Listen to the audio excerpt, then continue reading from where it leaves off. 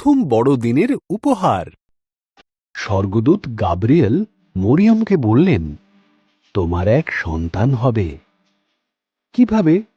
মরিয়ম জিজ্ঞাসা করল। আমার তো বিয়ে হয়নি। তিনি বললেন, ঈশ্বরের পবিত্র আত্মা তোমার মধ্যে আসবে, সেই শিশু হবে ঈশ্বরের সন্তান।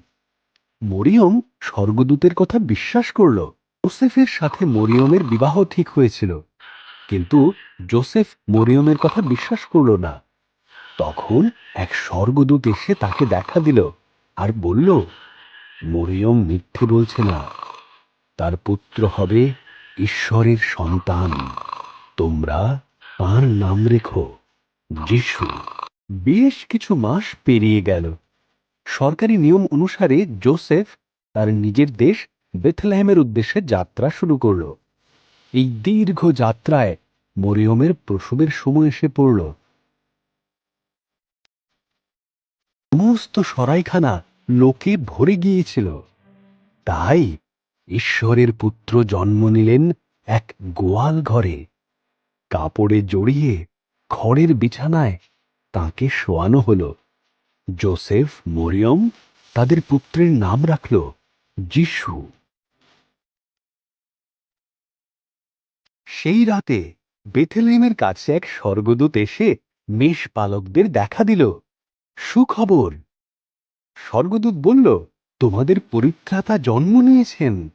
তিনি বেথলেহেমের একটি জাপ পাত্রে শুয়ে আছেন। আরো স্বর্গদূতেরা দেখা দিল। এত সংখ্যায় তারা আসলো যে পুরো আকাশ তাদের দ্বারা ভরে গেল। তারা প্রত্যেকে গাইতে লাগলো, স্বর্গে ঈশ্বরের গৌরব হোক, আর যারা তাঁকে ভালোবাসে তাদের শান্তি হোক।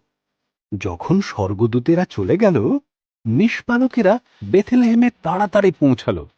তারা শিশুটিকে একটি জাপ পাত্রে শোয়ানো দেখতে পেল, যিনি তাদের পরিত্রাতা। প্রথম স্বর্গদূত যেমন বলেছিলেন ঠিক সেই রকমই ছিল। মেষ পালকের দল যিশুকে দেখেই নগরে ফিরে গেল। তারা খুবই উৎসাহিত হয়েছিল।